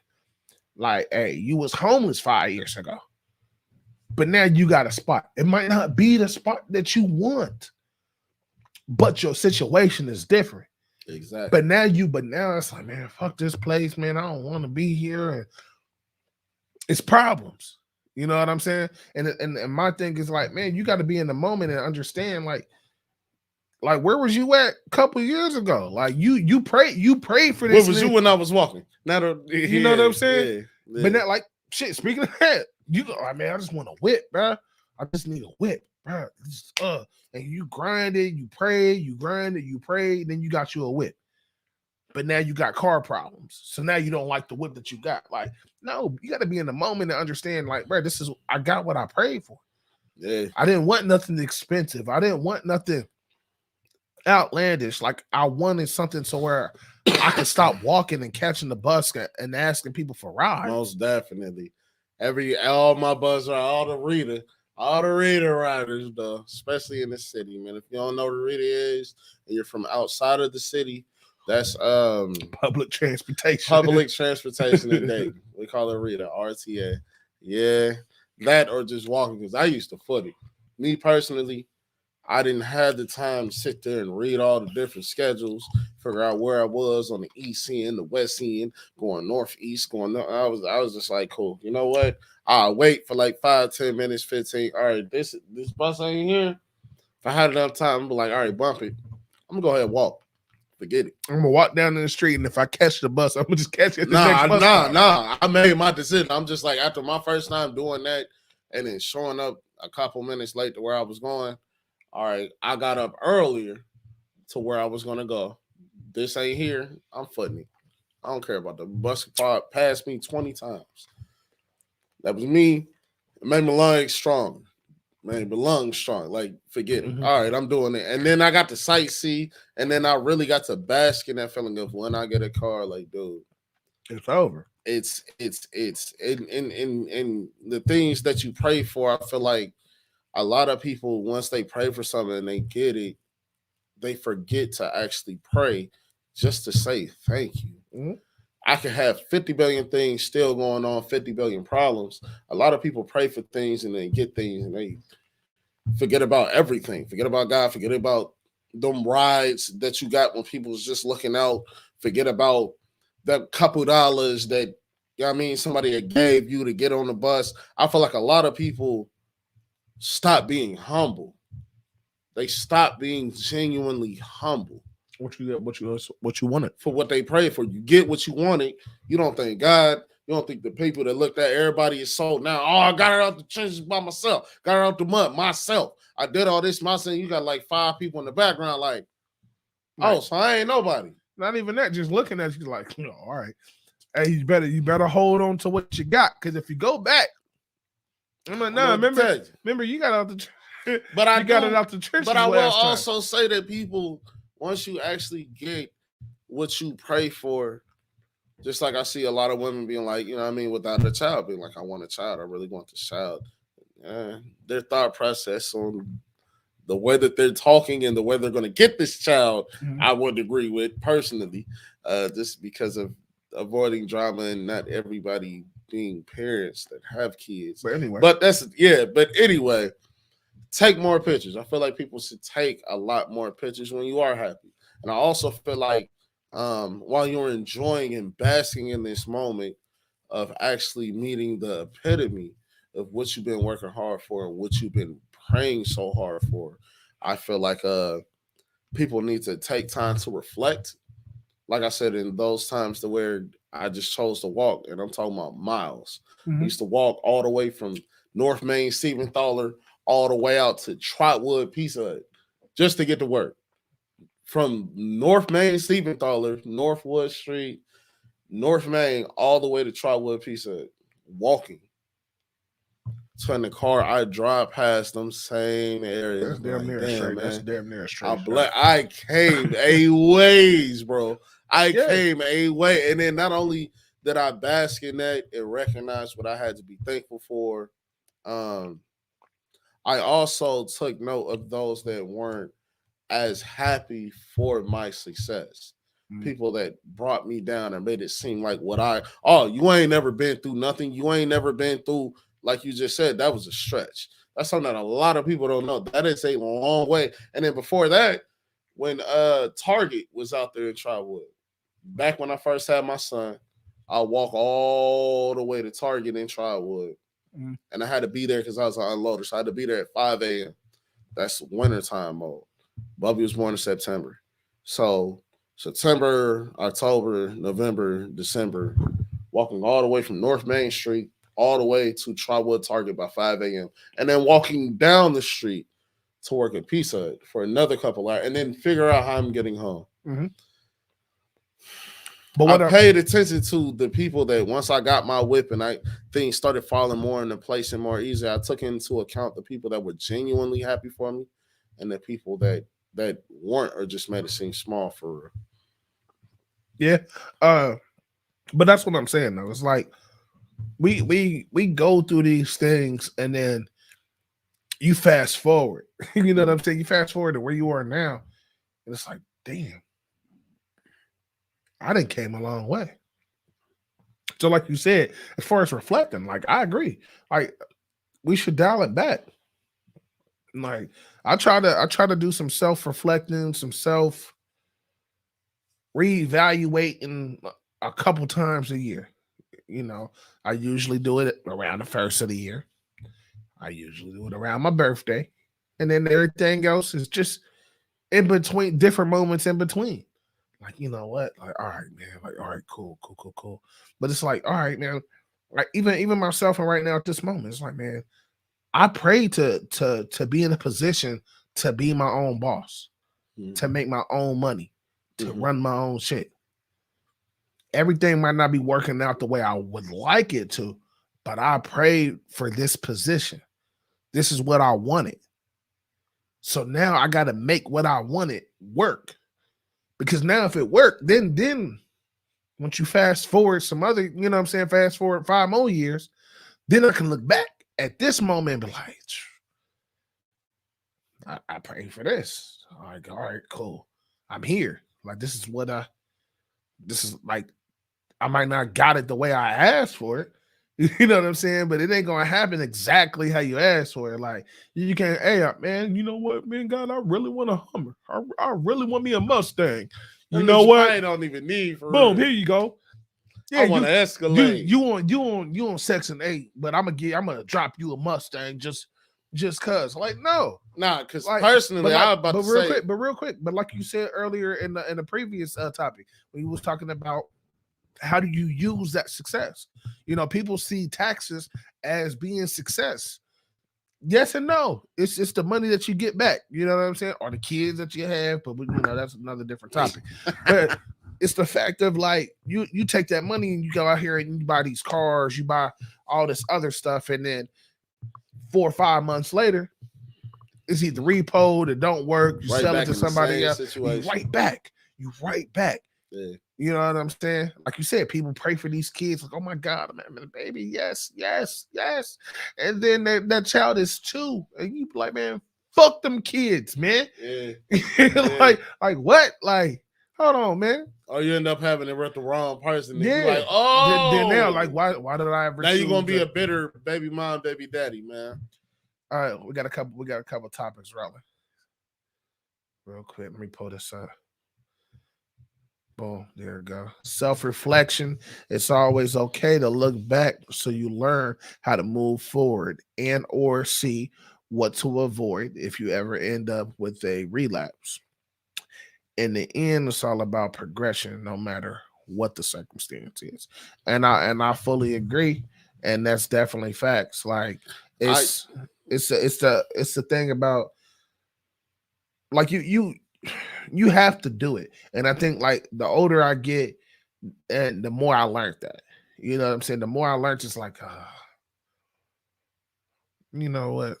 5 years ago, I'd have blew up on this situation, did this. You know what I'm saying? Nah, like that wasn't the way. You know what I'm saying? But that's why I feel like the second end of that comment is where I kind of disagree. Like when it says in the end, it's all about progression, no matter what the circumstance is. I look at it like this. If you really had a harder time coming up and coming from something, you're going to appreciate it a lot more than somebody that was just given something. Yeah, but no, what does that have to do with progressing? But progressing means okay. But I'm saying the statement started off with self-reflection. So they're talking about self-reflection and progression. But what was the latter part of that? What was the last? But it's all in the same context. It didn't say nothing about the piece was saying, okay, I'm progressing because somebody gave me something to progress on. Mm-hmm. The whole content of it started off with self-reflection. So reflecting on yourself and seeing and knowing how to avoid something to move forward, to progress, is to always look back so you can learn how to move forward and or see what to avoid if you ever end up with a relapse. In the end, it's all about progression. So it's all in the same context to where it's like, all right, cool. Like, I fucked up here. I messed up here. I messed up here. I know what I did wrong. All right, cool. Yeah. Boom. I see that. I learned from it. I feel that. It's time for me to move forward. Yeah. Oh, what you used to do? All right, cool. Whatever. I'm still progressing forward. Yeah. You know what I'm saying? I'm still going. I can't go back that way. Yeah. I can't go back and say, like, man, my fault, man. Like, once I apologize about something, I'm not about to keep apologizing. I'm not. Mm-hmm. Once I speak my piece about an issue, I spoke my piece. Like, I got you. Like, I feel it. And then the second one, it was says assets and liabilities, which is true. And I've been on that whole assets and liabilities kick since I was thinking about the magazine. I used to take and we was talking about walking and just learning about progression and where we at. It was a business class that taught you how to down at the Action Building downtown, that taught you how to write your business plan, section it off, what you needed to know, didn't need to know, what you need to look up, research, resources, all of that. And I found it out, and I'm like, oh, I need that. I'm trying to get into this business world. Like, I need to learn about this stuff. So I took it was free. It was down at the Action Building. It was free. So I put my name down for the registration. I had a truck when I started. Same thing, man. Had money around income tax time. Couple months later, ain't got no way to pay for it. You know what I'm saying? So boom, I'm down there on my first or second meeting down there. Boom, get pulled. Repo man, snatch it up, gone. Whole truck gone. I could have easily been like, well, this was a good class. I've only been here twice. I don't have no way down here. I chose to walk. I used to only have bus fare for one way. For one way. I'm like, either I can choose to catch the bus down there and walk back, or walk down and catch the bus back. So, you know, either way, I had to make my decision. But I used to walk, man. Boom, book bag on. Getting down there to class, man. Walking past people, laughing. Like, man, what this guy doing? Like, I'm like, bro, I got somewhere I gotta be, man, because I got a goal that I'm trying to reach. I got knowledge I gotta get so I can get to bang, bang, bang, bang. I'm like, I gotta progress forward. Like, I know for a fact I'm not gonna be on these 2 feet walking. You know, I'd have had a car since I was 17. The car that I just lost was like my 9th car, 10th car that I didn't had at that point in time. So I'm like, look, it's cool. I'm not worried about it. Like, I'll bounce back. You know what I'm saying? And I had a friend of mine, man, they told me a while ago, they was like, man, that's one thing I really like about you. And I'm like, what you mean? They're like, bro, you go through some shit and then you'll be like, yeah, you might be down in the dumps for a little minute, but then you're like, all right, it's cool. This ain't gonna be forever. Mm-hmm. I know it ain't gonna be forever. And I'm gonna bounce back. It's about how you bounce back. Yeah. You know what I'm saying? Like you said earlier, it's about if you don't learn from them mistakes, you doomed to keep repeating and repeating and repeating and repeating. And I've been doing a lot of repeating for a lot of my life. You feel me? So once you understand this, like, all right, I got to do something different, Jay. Where did I go wrong? Yeah. But for me, it's not even, once I get to a certain level, it's about being honest with yourself. Yeah. A lot of people are not. You might know it back of your head, but nah, it's this. This was the problem. It was you this whole time. Hey, sometimes it is that. Sometimes it is the people around you that keep you back from that. Yes, but no. Because you let it happen. Because who? Yeah, you let it happen. But that's what I'm saying. Get the But I am saying sometimes. But there's been times where I done understood that to where I used to do that same thing, pointing the blame, like, man, this man. But then I still kick it with them same people, right? To this day. But now my outlook, I changed my outlook. So since my outlook is different, it's like, all right, cool. I feel you, G, but I got to go do this.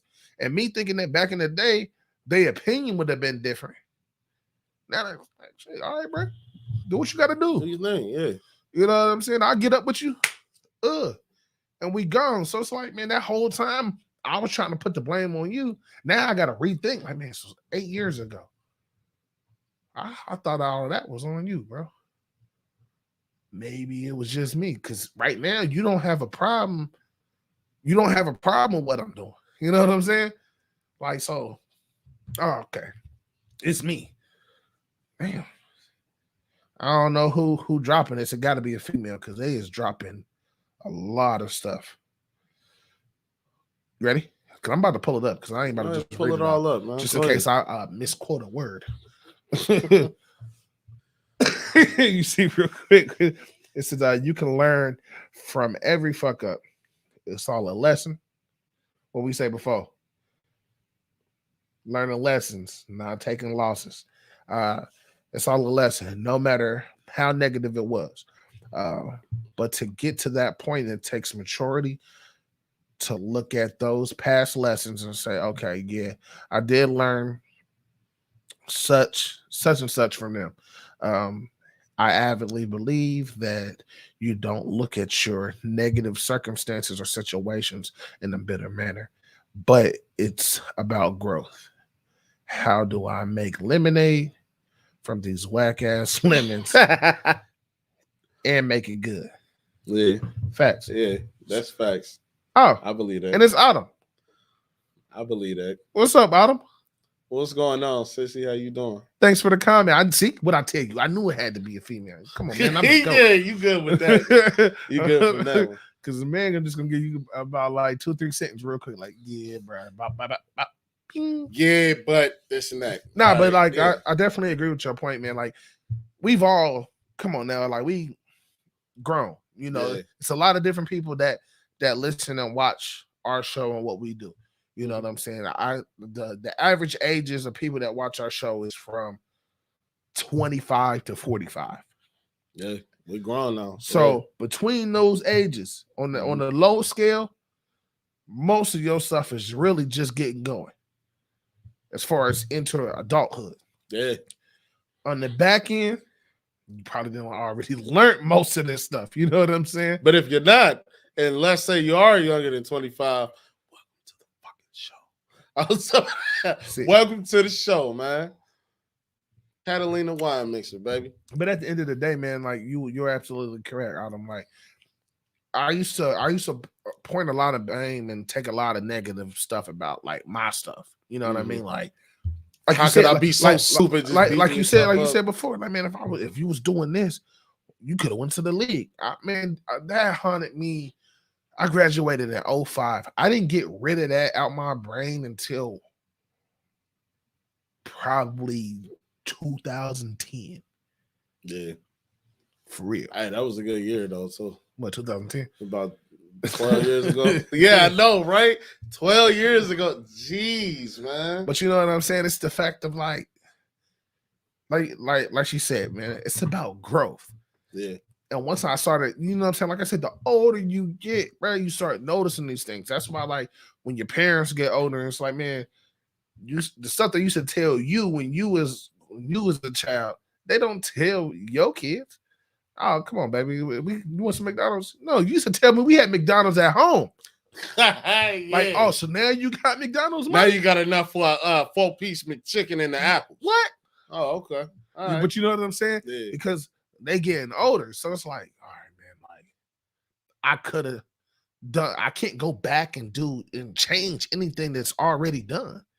What I can do is make sure my present and my future is different. It's different than what my past was. So, because it's about growth. You know what I'm saying? At the end of the day, we got a couple more comments and then we're just gonna move on to the last thing. She said, I've been in some of the wildest relationships ever. but I literally learned something from all of these clowns. LOL. I'm gonna go ahead and drop that so everybody can see that as well. Drop the bomb on. Man, I can't get that sound effect on the thing. Man, if we I tried. Could just have me do it by my like. That was pretty good. I'm not about to cue you every time, like, because it's gonna be one time I'm gonna cue you. You be like, what I do? Drop the bomb. Oh, boom, boom. I can hear you now. Boom. It sound like John Madden. Boom. He hit the home. Boom. Man, I'm gonna miss that man, bro. So basically, and then she followed up with make the best out of the shoulda, coulda, wouldas. Most definitely. I feel it, man. We're gonna move on, man. We're gonna end up on a lighter note, man, but still pretending to everything else that we did talked about is, man, the 10-year challenge then and now. I know everybody been seeing it on social media, especially on Facebook. The then and now, 10 years later, they probably pretty much do it every year. I'm gonna put it like this. I'm gonna go ahead and skip. I'm gonna tell you this. I seen some good ones. No. I'm talking about you. Oh, me. I was about to say what was going on, what I've been seeing. No, Skip. but I'm talking about what's going on. My fault. You. So 10 years ago would have put you where? 21. Nah, 20. Going on 21. 20. All right. Where was you at 10 years ago? Well, Skip. Hold on. With the pinky out, people. Hold on, where the camera at? There you go. Pinky out. Let me see. This would have been the year 2012. Man, y'all good with that. I'm terrible with that, but go ahead. I just had to think about it for a second, like 2012. Like, man, what was I doing in 2012? Well, Bubby was born in 2010, so I already had Makara. Bobby was working on in January. Bobby was not even close to being. You was a horny dog back then. You was a 9-state mother. Oh man, I was out of school. I was 21. I'm 31 now, so I was 21. I had Makara and James already. I just had James. James was a little over a year because his birthday is in September. I was working 2 jobs. I was power hungry because at the time I was 21 when I first became a shift manager for the Hut for Pizza Hut, and I was working a factory job full time too. So I had the 2 jobs, shorty going on. I had the car. I was staying on Riverside. Shouts out to Adam on the lookout on the place at the time. So own place, own car, 2 kids, single. Like, oh man, I was very power hungry for real because I was doing great. I was doing great. Just got brought promoted, had 2 full-time jobs, and that power hungriness, I could say I made some rash decisions that I didn't have to make because I was in a position to where I had so much. And then at the time I was kind of going through the single blues, living the single life. I had women in like different things like that going on, but I ended up choosing a lot of lust going on and a lot of this is the way I feel. This is what I'm going to do. I was not a rebellious teenager, but rebellious, just not putting my power in the right places because then again, too, I was in a position where I was helping so many more people than I was actually helping myself and bettering myself in that situation. I looked at how much money I was actually making then. Mind you, the 40 hours at the factory and then 40 hours working at Pizza Hut too. If I would have took that money and let's say started investing or learned like something else with that, but then too I was very tired. I was really tired. I was really tired. I'm tired, boss. I would have been talking to you like this and then been like, you know what I mean? So I was really tired, but the money was coming so fast and everything was going. Life was fast. I was living a fast life for way too fast. This comment for you. That's out of me. For your new girlfriend when you brought her over. Yes, my sister is very cutthroat, and she did run off on a couple of my girlfriends at the time. Sissy ain't playing that, wasn't playing that, still ain't playing that. Let's put a pin on that. So you gave me the live fast life. Gave me the den. Yeah. Give me the den. All right. We're gonna put a pin in that, and then I'm gonna talk about mine, and then we're gonna hit the now. You feel me? All right. So I'm 34. I expect you to pull the Kevin Hart. Damn. all right, hold on. I'm gonna do like Kevin Hart to do it again. Hold on. Just do it again. Hold on, do it again. Do it again. I'm 28. Damn. See, look, I lied, and you didn't even catch it. See what I'm saying? I did, though. I was ready for my part. My fault. Look, because it's too late. Because you're gonna say your age again. I'm gonna say it again. Like, damn. All right, yeah. So look, I'm 25. Damn. Got your ass again. Stop playing with me, bro. Stop playing with me. You ain't shit. I'm not. But I ain't never been shit. So it's okay. But I'm 34. Damn. There you go. Got your one. But so look, I'm 34. So I was 24 10 years ago. Damn. I could have swore I met you when I was 24. About 24, 25. January. I don't think we knew. Man, I don't know when it was. I can't. I don't know. I had a job. Met you. I had locks back there, though. Yeah, met you at the job. So I was still growing up. Like, I mean, my daughter was about 4. My oldest, she was 4. Around that age, 3, 4. Jeez, really? Yeah. Preschool, picking her up, all of that. So, third shift. That's when I started really getting into those times I was really getting into the third shift life and working that. So, working late, getting off early, boom, bus stop, all of that. Weekend hit. I use most of that time as my party time. I'm not even gonna lie. Like, I didn't directly go, boom, the traditional, not even know it, non-traditional manner, to be honest. I didn't get out of high school and then be like, boom, I'm gonna go to college, and then that's where I get all my partying and the college age in. We were living our college days outside of college. In the city. You know what I'm saying? Like, hey, like, oh, you go to school, man? Like, yeah, I go to work university. Oh, you do? Being an adult. Like, yeah, man, I got kids, man. Like, I got a child. Gee, I gotta, you know what I'm saying? Got stuff to do. So at 24, man, I did a lot of partying, drinking, kicking it, man. But I always still make sure that I took care of my daughter and try to take care of my responsibilities the best way I could, at least on how I felt at that time. I felt that I did the best thing I could at that time. Somebody snickering? What is that? See, that's what I be talking about. See, but you know what? I'm gonna turn that negative into a positive because I'm not that person no more. I was a wild boy back then. Hold on, what you say? Hold on, I'm gonna pull the comment up. If it show up, there you go. You said I was a bottle girl at the vault. Man, I forgot about the vault. for one, I forgot all about that. The vault in general, I forgot about the vault. He was in the stage play called Hush. I low-key remember that at the convention center. I remember that play at least. Hosting parties and clubs on flyers.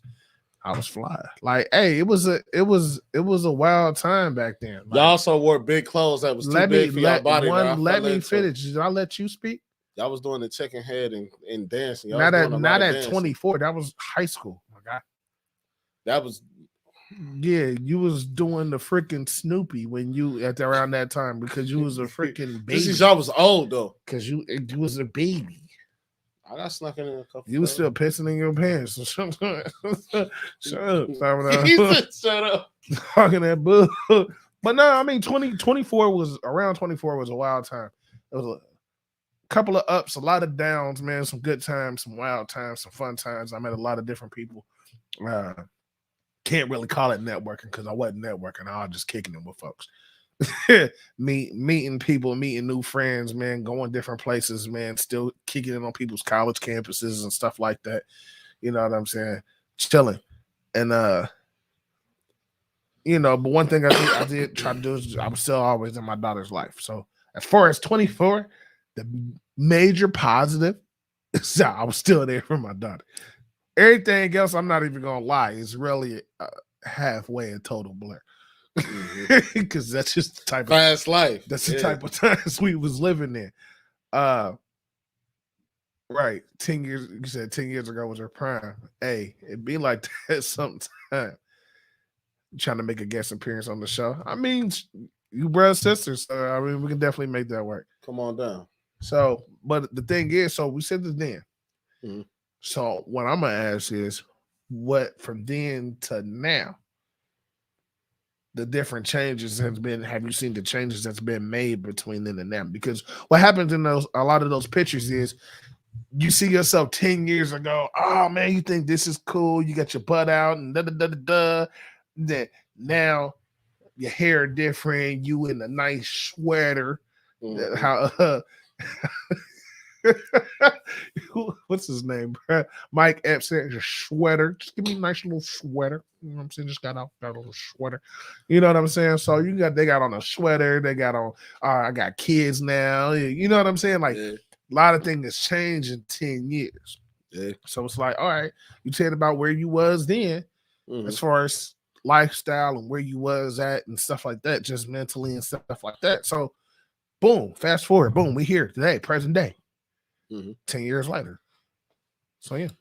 I think Snow said it best. There will be ups and downs, smiles and frowns. Like for real. Like it was literally that's what it's been. It's just life. Like every single young adult, like I said, 10 years ago, being in my 30s now, and then being in my 20s, then my early 20s, then more in your prime, so to speak. Everything is you do feel like you are invincible. I could stay up all night, party, then go work 10, 12 hours. Yeah, I'm gonna complain about it, be this, that, and the third, but eventually I'll stand by, I'll rock all day with y'all for real. Give me two monsters, bro, for real. Honestly. Slamming energy drinks. Bro, I was that way until like, as far as the sleep, just partying and kicking and then popping up. I probably was like that until like about 27, 28. Yeah. And then until you get to them later years. The health caught up. I'm like, I got what? Damn. It was like, I remember saying, at the time, like, oh man, I can't wait for my son to get this. I can't wait for my daughter, but my daughter too, but especially my son, like, me having a boy, it's like, oh, I can't wait for him to get bigger. He can wear this, he'll be wearing that. And now I'm just like, bro, you too big, bro. Stop. Your clothes, just like I gotta think about it. If I want to get me the new Jordans, I want to get you the new Jordans. Like, bro, dude, like this is whoa, stop, wait a minute. So that mentally and then life does slow you down. And I do feel like sometimes you can say in a way that God grants certain people kids because you need to slow down. Yeah. You're going way too fast. You need to be a bit more responsible. You need to focus on some people slow down. Some people, ironically enough, like speed up. Like I was about to say that, but then again, I thought about people like Fiji, like 28 kids, and I'm just like, oh, he ain't slow down at all. But like I have slowed down a lot, and I do take more things. You can kind of say personal, but I reflect on how things would affect me a lot more, whether it comes with relationships, whether it comes to how tough I am on my kids, because now with them having a greater understanding of the world around them, I tend to have a lot more patience. I may lose it from time to time, but especially with them, of course, the way that you explain things and the way that I even look at the world around me and the reason why people are a certain way and the reason why I am a certain way. And I care a lot more about values and principles. Like the principality of it, Smokey, like I see what that means. Now I've even went back and watched a lot of older movies and cartoons, and I was like, I was really watching all that. Wow, though. But and even taking what you said, and then also, like I agree, like that's the thing that happens. You become that growth. You know what I'm saying? You know what I'm saying? That growth has happened in between. And speaking of growth, I'm gonna drop this comment real quick. Pow. Oh wait, you forgot to mention A. They done got up out here. It's funny, man, because like it is, it's Autumn, it's James' sister that's commenting, and she was the one who gave me my starters. Yeah. So for her, come a long she way. done seen it the full circle. Yeah, it's about to be 2 years. It'll be 2 years February. Yep, February make 2 years. She also has another comment. Boom. She said, she parties so much. You ain't missing out on nothing. I'm in bed by 9 p.m. I've calmed down so much though. Having kids really helped, and that's how good. And that leads into what you were saying as well. And like I said, I agree. Now, am I in bed by 9? No, that's still a negative. I'm still a night owl. I still like to go out and kick it. Now, like it's different though. You know what I'm saying? Like I still look at situations like, hey man, we about to go to such and such. Like, nah. How about we do it this way? Like, you know, I'm the one thinking of that sounds dangerous. Like not even that. It's just like, let's just do it this way. Like, let's switch it up a little bit. Like, but now most of us, we are in the house. You know what I'm saying now? So like that's the usual now. So now it's when we go out, now it's we about to step out. Bet. You know what I'm saying? And way less pre-gaming too. So to speak, depending on the moment and who you is. Because I ain't gonna lie, I still pre-game, but the thing is back in the day, back then, 10 years ago, we didn't call it pre-gaming. You was just getting ready to go out. We just starting the party. Like, that's it. Like, hey, I'm about to go out. You drinking already? Yeah, I'm about to go out. Like, I'm still going to I'm still going to spend it. Like, here's the funny thing is that people really don't understand. The idea of pre-gaming is to have you a buzz before you go so you can spend less money where you at. That don't be the case. Like, you already get it going. So by the time you get there, you like, hey, let's keep this shit rolling. I'm on a roll right now, dog. Give me 3 shots. Like, bro, we just was drinking before we left. Like, now, like, you're getting a little older. Night. Right. You know what I'm saying? Like, back then, every time you go out, it's like, bro, we got to make it epic, bro. Like, I don't even remember. I was throwing up over a toilet last night. Like, you wake up, you get to making calls. You got to look around. Like, bro, where am I at? Bro. Yo, wake up. What we do last night? Like, hey. Type deal. No, that was yours. Gotta be. It gotta be. We gotta go. But nah, it's just funny, man. Like, them 30, like you said, them 30, she just said 30 and up clubs, man. Is they different, man, because you get a different vibe. You ain't gotta wear it. Like, now I can understand them making the 25 and up clubs. Cause it's like once I hit 18, to some of the places I wanted to go, I couldn't go. I'm like, 21. Yeah. And then once I hit 21, then it was 25 and up. I'm like, bro, what's the and difference? Then eventually they ended up shutting down the Vex, all the little 18 and up clubs for real. Them things been gone. Yeah, that's what I'm saying. Yeah. But the thing was, like, I get it now, man, because if I step out and go out, man, I don't want to deal with these young people problems, you know, because only thing is with going out, drinking and having a good time, you don't know what type of drinker or what type of partier anybody is. You don't know what type of consumption anybody else besides the people that you then came with is on or they have or will have or currently taking. You know what I'm saying? So, but most of the time when you're 30 and up, you know where you at. You know what I mean? Like, all right, cool, man. You know where your people's at. Like, man, we drinking, we chilling. We came out here to dance and have a good time. Yeah. You know, stuff happen. Yeah. Stuff can happen no matter what age you is. Yeah. No matter where you are. Yeah. But at the end of the day, man, the older you get, it's like we all trying to go home, G. When you young, it's like, oh, it's a fight. Let's go over there close to the fight. I know him. Like, nah, bro. I went to school with him in elementary. I'm riding for this. That's my dog. Hold on. Like, you said, like, bro, where you come from? You better chill. Like, now I'll see some stuff like, hey, it's time for us to go. Why?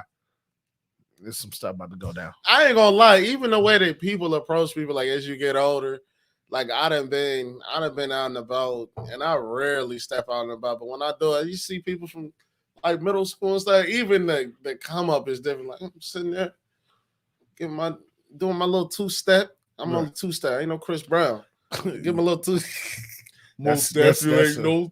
All right. Anyway, getting there. You know what I mean? I was ready to go in on you real quick.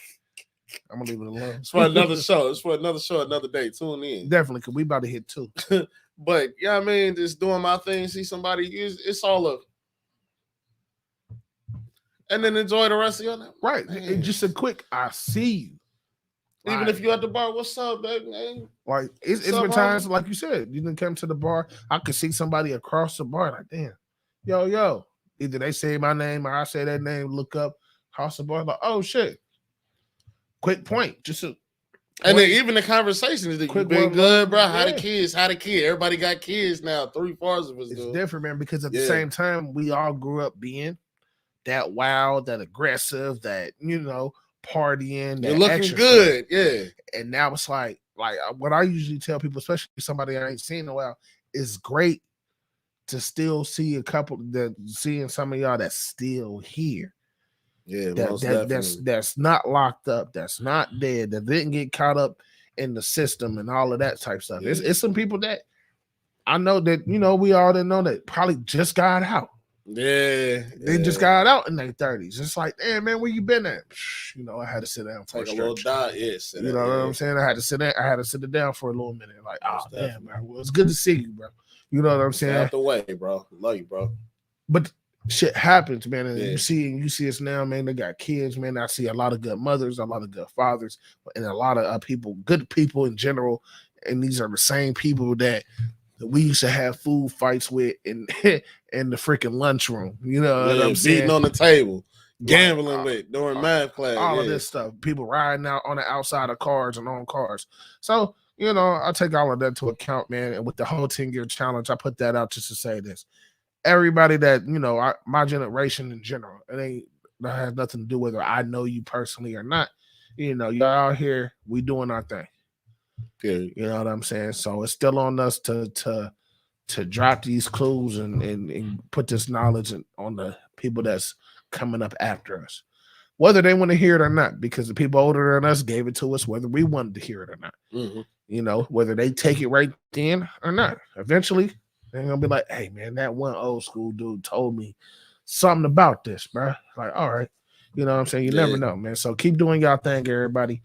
We're gonna go ahead and wrap this up, bro, because we definitely about to hit 2 hours. Yeah, most definitely. We're gonna tighten up the rest of the year, but it's the first show, so I don't really feel bad about it. It is what it is, It is what it is. Fuck it, cry 2 tears in the bucket. Fish. But you got any closing arguments, tags where they can find you if anybody want to holler at you? My Facebook.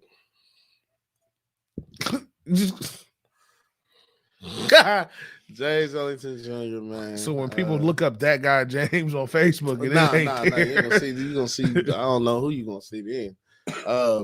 James Ellington Jr. on the Facebook side. That guy 937 on the Insta. That's where you can find me, man. Oh, and forever the First Class Podcast. For sure. That's it. That's all. As soon as I start talking, y'all be having something. Oh, yeah. That's it for now. So I think of something. Go ahead. No, not till you think. Don't be scared. No, don't be scared. Go ahead. No, that's it. No, we put. Yeah. Go ahead. Go ahead. That's all I got. I mute your shit. Matter of fact, I should start doing that. Like I should just be like, you know what? I don't know how you got muted before, but I didn't do it. Yeah, okay. Right. I didn't do it. Wait, no, this ain't talk about nothing. I had to carry it back. Yeah, I'm working on his vocals. Like, bro, you gotta say all that over again. I'm sitting there like, Nah. But that's what happens when we go on live, man. Technical difficulties happen.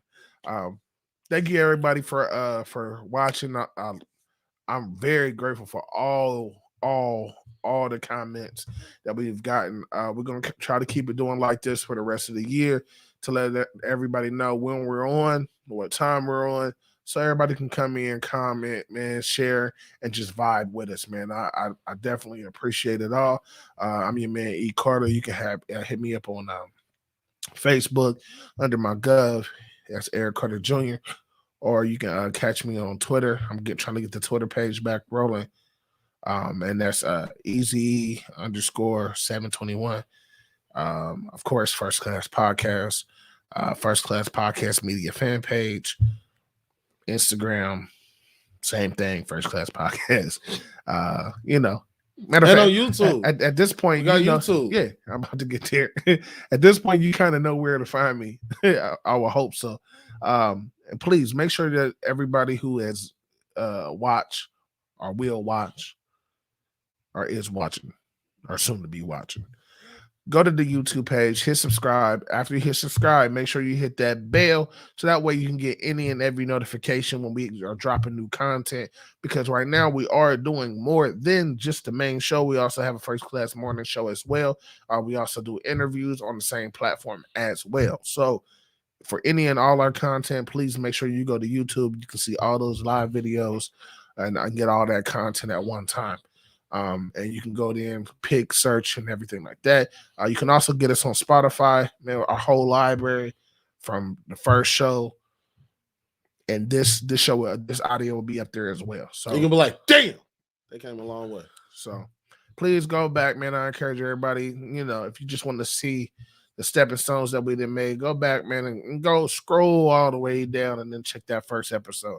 Our whole library is right there, man. The whole catalog is right there. So we're gonna get up out of here, man. Like we always say at this time, man, if you're gonna fly, you might as well fly first class. And we out.